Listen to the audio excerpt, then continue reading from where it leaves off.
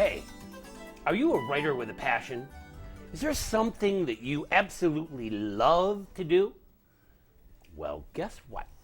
Our next author is exactly a person with a passion. My name is Vin Dacquino, and our next guest has a passion for history, baseball, and writing. Please meet Dennis Corcoran. Dennis! Hi, Vin. Hey, let's talk writing. Very good. Dennis, who are you? What do you do? Talk to me a little bit about Dennis Corcoran. Thank you, Vin. I'm a retired teacher from Henrik Hudson. I retired. It's a passion of mine. I retired in 2000, but I still teach.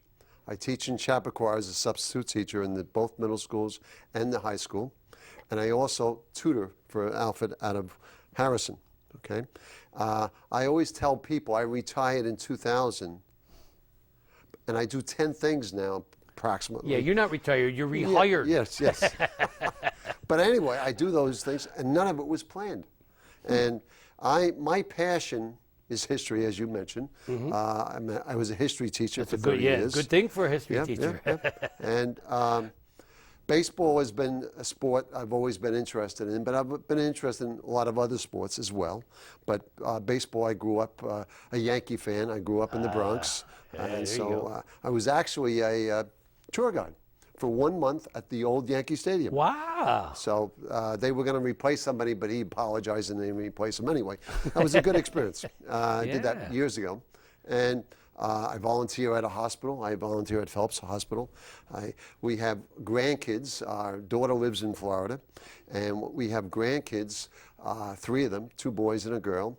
And they're in Florida in a place called Weston. We're in Davie, Florida, which is right near the Fort Lauderdale airport.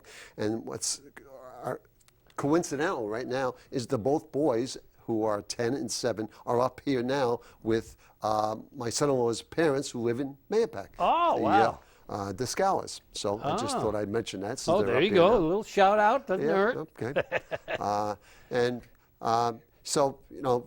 When you visit Florida, do you go to any of the off-season games? Or? Oh, yeah. In fact, with this book, I was involved in spring training this year. Oh, wow.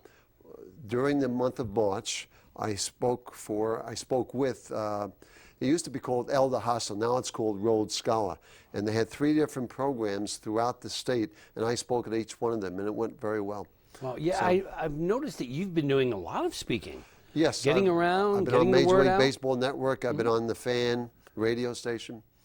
We're going to bring a little attention to the book, Induction Day at Cooperstown.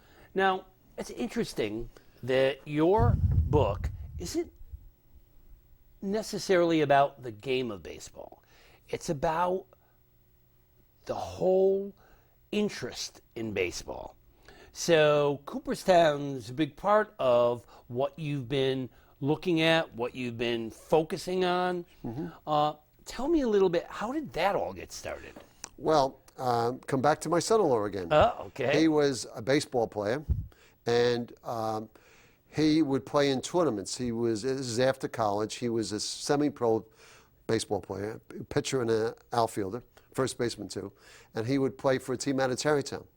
And the team in Tarrytown played in several tournaments over 2 or 3 years up in Cooperstown. So my wife had never been there the first time, and she loved it. She loved all the architecture. What a great place. Yes, very small, but very idyllic, you know, less than 3,000 people. And she came with me, and then all of a sudden, a good friend of mine who I grew up with, his brother-in-law would go to the induction ceremony every year, and he invited us to the 2004 induction ceremony. And I went, and it was very impressive. But the thing that impressed me most was not the Hall of Famers, was not the Hall of Fame, but the fans who come like our friends every year for the last 20 years they've been coming, or the fans who come maybe one time because of who's being inducted. Example, 2012, Ron Santo, third baseman for the Cubs, didn't go in with the baseball writers. You had to get 75%. He never got in with the baseball writers, but he was still eligible with the Veterans Committee. He finally got in last year. Unfortunately, he had died the year before. He was a diabetic. And his wife gave one of the most moving speeches talking about his diabetes and how much he raised money for juvenile diabetes. Wow. And I say that there were busloads of people who came from Chicago to the Hall of Fame. Probably a lot of them had never been to the Hall of Fame. And I think a lot of them will probably never come back. But they wanted to be there for their hero. Yeah. And that impressed me so much. That whole thing, you know, we've talked about this before. Sure. In the late 70s, I was best friends with someone I know you know, right. Roy Campanella. Sure. And Roy and I were very close. So when it came to Cooperstown, I would stay right there at the Atasaga with all the ball players. And I had a room right next to Roy. So whatever Roy did, I did. So I went to the dinners. I even went when they had the induction for the colored leagues. Oh, the Negro Leagues. They had the Negro Leagues. I would go there with the wheelchair and would bring Roy in there to meet all of these players. It was unbelievable. Wow. Unbelievable, because they had, some of the greatest. And you're right. Outside in the parking lot, hundreds of people gathered to meet these people. And in that time, I don't know if they still do it, but they'd put up a tent and they'd have all the ball players signing. And I'd be actually right in the tent watching these fans come through, watching their faces. The children light up like light bulbs when they see some of these amazing players. I can respond to that, too. Okay. Unfortunately, security changed. Autographs became big business. Oh, yeah. And so all these Hall of Famers now, they not only come up to the Hall of Fame, and everything is taken care of as far as transportation, staying there, everything is taken care of by the Hall of Fame, but they also make money on Main Street and with their autographs. And they did away with the children's autographs, unfortunately. I suggested to the former president of the board of directors that why not reinstitute what you just mentioned for the kids, and so you would wonderful. bring more people in this year, because no one is going in with the baseball writers. There are 3 people going in with the Veterans Committee, and they've all been dead for many years, so they don't expect a lot of people. And I thought that might be a good idea. As far as I know, they're not doing it. We used to go up 2 days before, and we'd have luncheons out on the patio in the back. We'd sit on the porch.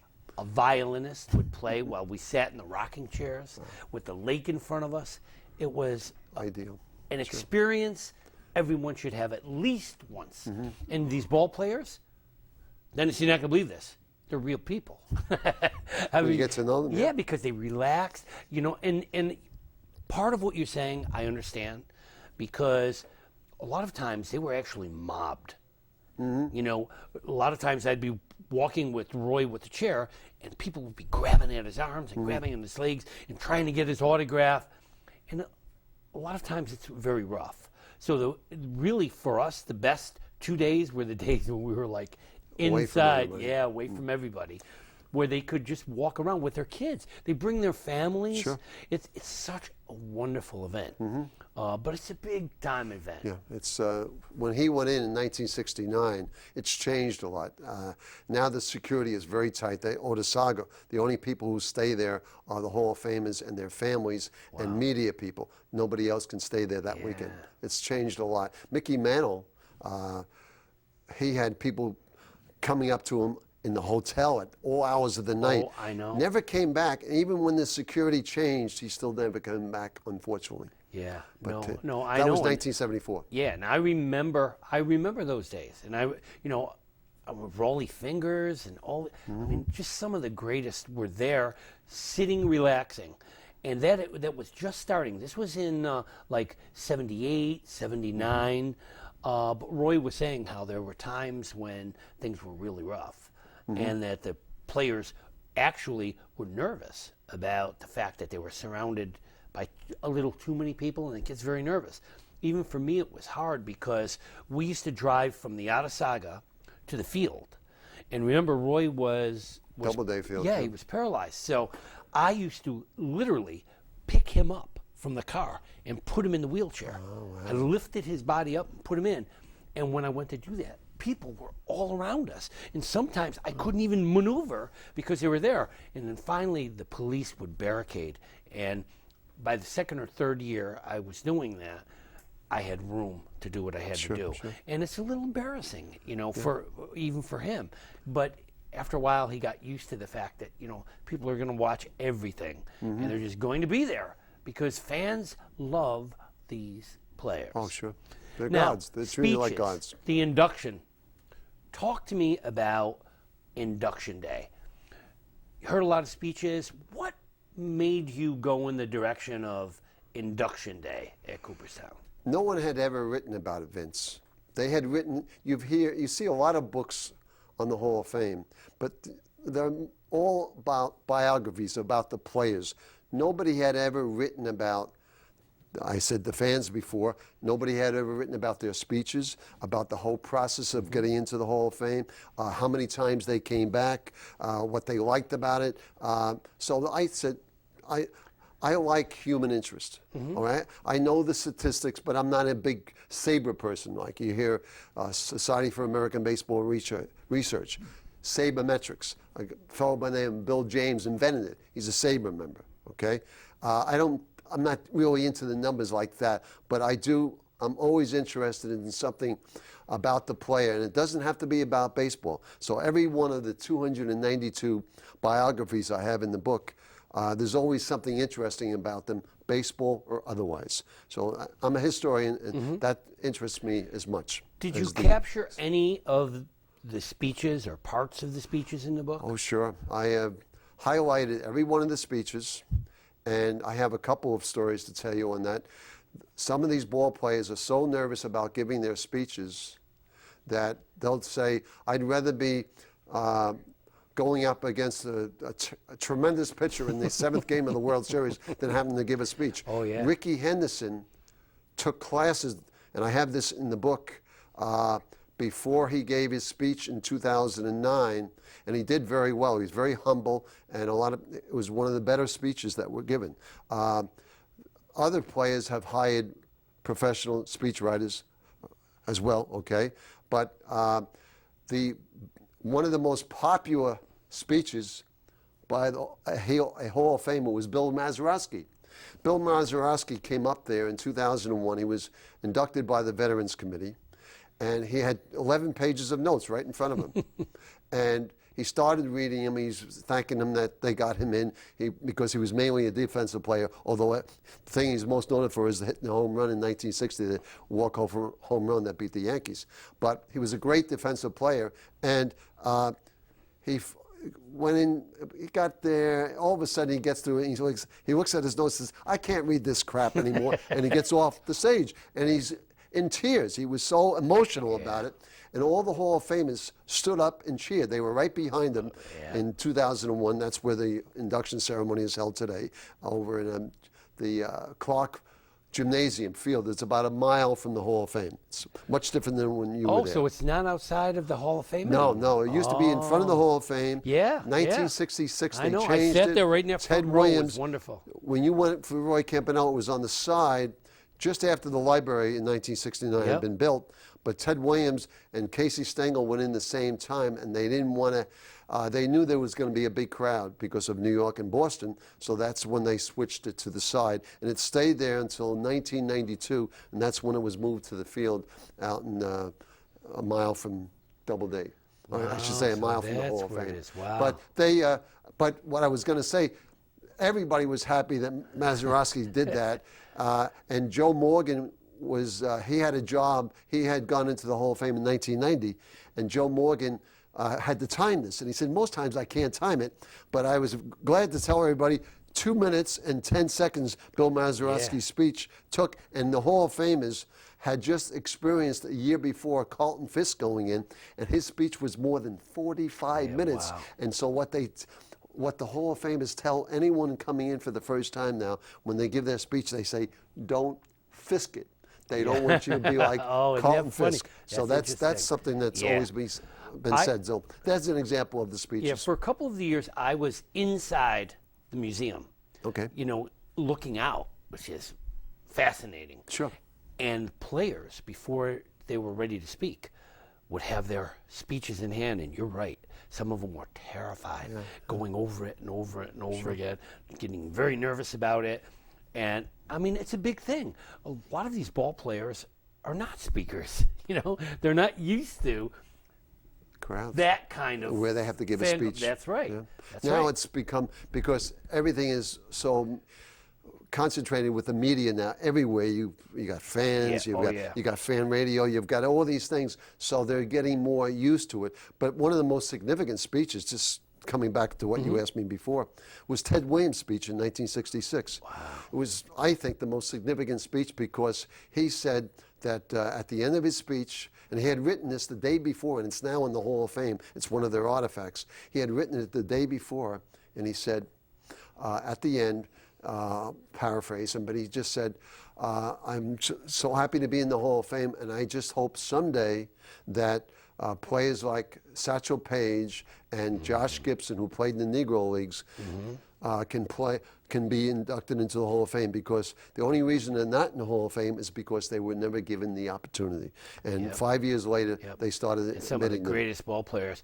Yep. I have to ask you, have you seen 42?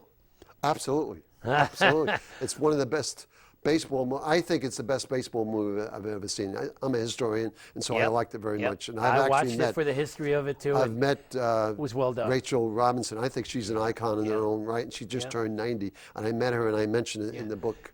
See, those were the days I was talking about, when the players and their wives would all be sitting at the table, you know, and Roxy Campanella and May Mays, and all these wives sitting around the table, and then the players got up, they talked, the commissioner of baseball would talk, and it was just a wonderful thing where they were relaxed with their families. Amazing. One of the things I found out that I didn't know, and one of the people I was able to interview was Bob Phillip before he died. And his widow, Ann, was so nice. And she said to me that I didn't know this, and it's in the book, that they do something. They handle it so well at the Hall of Fame. And Bob Phillip commented that it's from the time he went in 1962 until this century, everything is taken care of by the Hall of Fame. And he was very proud of that. And his wife said to me, they do something for the spouses. A lot of people don't know that. They have plans for the spouses that whole weekend as well. Yeah. After Roy passed, Roxy was still going to the Hall of Fame for a number of years after that, which I always respected and felt good about. I mean, the families were just as much a part of induction day as the players. And that's important. Sure. Okay, so let's talk about this book a little bit more. Sure. Let's talk about the organization of the book. What exactly is in this book in terms of history, and where did you get that information? Okay. I start off with, I don't know about you, but I know I grew up believing that Abner Doubleday discovered baseball. And I compare it to when we find out there's no Santa Claus. As adults, we find out and you feel, oh, it's terrible. That's the way I felt about Doubleday. Dennis, I grew up in Utica, New York. Oh, we could throw a stone into Cooperstown from Utica. That's right, it's close. We own baseball. Oh, okay. Baseball began upstate New York as far as we're all concerned. Sure, there were a number of teams that were in the major leagues that were from upstate New York.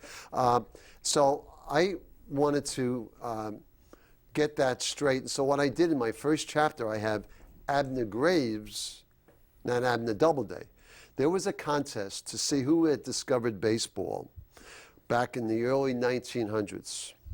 And they asked anyone who knew anything about this to write in. Well, there was this opportunist named Abner Graves. He was in his 70s at the time, and he wrote that Abner Doubleday taught him how to play baseball in Cooperstown in 1839, and that's when he would have been 5 years old. Now, I don't know about you, but I'm in my 70s now, and I don't know if I could remember anything when I was 5 years old. Well, he's remembering how far the bases were, what the rules were, and they accepted that. they were happy to hear that it was started in America. It wasn't started in England like somebody else thought. That's right. And some people I explained the whole thing in 3.5 pages and explained the Doubleday hoax. First of all, that there was a lot of controversy when they came up with this. There was no proof about what he had said. And it turns out Doubleday never wrote anything about baseball in his memoirs. He was a very accomplished man. He was at the Battle of Gettysburg during the Civil War. He helped to start in San Francisco, he started the elevated trains, the cable cars there. Yes, he was yes. one of the people that started that, from what I understand. And as a result, and also he was a cadet at West Point, and you're not allowed. Wow. It was his freshman year. He would not have been allowed out to go to Cooperstown. Wow. But they accepted it, and there's been a lot of controversy since. And they know it's called now the Doubleday hoax. Jeff Idelson is the president, and he has said that no, baseball was not invented in Cooperstown, but it was invented somewhere in a place like Cooperstown. Then we why, accept that. Why Cooperstown? They don't know where. Why it was invented. Cooperstown? Because Cooperstown, because this is where Abner Graves said that Doubleday taught him, and it's turned out to be an ideal setting. Yeah, everybody it's likes wonderful. it there. And as far as I can see, it's never going to move from there. I mean, I just love walking those streets and seeing where they make the baseball bats. Sure, I still there. I still and the homemade peanut I butter. still go up every year for the induction. Oh, it's wonderful. Even though my book came out in 2011, I still go back there with the idea maybe I'll do a sequel sometime. Right. All right. Speaking of your book, now, so you're doing the history and you're gathering all this history. How long did it take you to get this all together? The research and the writing of it, 6 years. I know that feeling. Sybil Ludington, this little book right here, 3.5 years. Right. Because when you're starting to talk about research, it's as you say, all of a sudden you look and you go, wait a minute, that's not right. Everyone's saying this. Why is this saying this? And is this right and they're wrong? Or are they wrong and this is, and you have to clear it up. You can't leave it hanging there. And as I said before, I always want to have something interesting, because for the fan of history, not so much baseball, but a fan of history. And so that's why I've always put something interesting. You wanted the history to be right. So you're getting this all together and you're thinking about this, and this is 6 years ago it's actually more than 6 years ago now. Right. It came out in 2011. In 2011. So you're getting all of this together, and you're getting excited about all of this. Tell me about your process. Tell me about that writing process. Okay. For the people out there, I belong to Society for American Baseball Research. It's called SABR. Some of you maybe have heard of it. Maybe even some people in the audience are members. I've been a member for almost 10 years. And SABR has a convention every year. And the convention, the publisher McFarlane is one of several publishers that comes to the convention every year. And they're the biggest baseball publisher in the country. And I had a proposal, and I gave the proposal to one of their representatives, and they accepted my proposal, and that's how I came to find my publisher, McFarlane. So I was very pleased with that. But then I found out that was just the beginning, because I had written a 1.5-page single space, and that would have made a book of 400 to 500 pages. And they said, there's been plenty written about the biographies. Do what you were going to do originally. You said the speeches and everything else. And so I changed it from a 1.5-page single space to 1/2 page double space. So that was the big eye-opener for me that I had to change, and that took quite a while, but we did it, and everything worked out fine. There's some nice reviews on Amazon. They do reviews there. So what was your experience working with an editor? This becomes now personal. I know. Because I had two basic editors. One was a baseball person who was very knowledgeable in White Plains, named Cliff Blau, and he was very important in all the baseball information. But I didn't have to go very far to find an editor. Why? Because my sister was in the publishing business, and I don't know what they call them, proof checker. She checks all manuscripts for wherever she works now, and she did this for a whole year, and she was invaluable to me. So my sister, Pat Conway. that's I wanted important. to mention her. She lives in Connecticut, by the way. Oh, so you got the book all together. What about that day where you said, done? Was it done? Yes. Finally? It was finally, and you're never sure exactly when it's going to come out. And the McFarlane is in North Carolina, and they're putting it all together.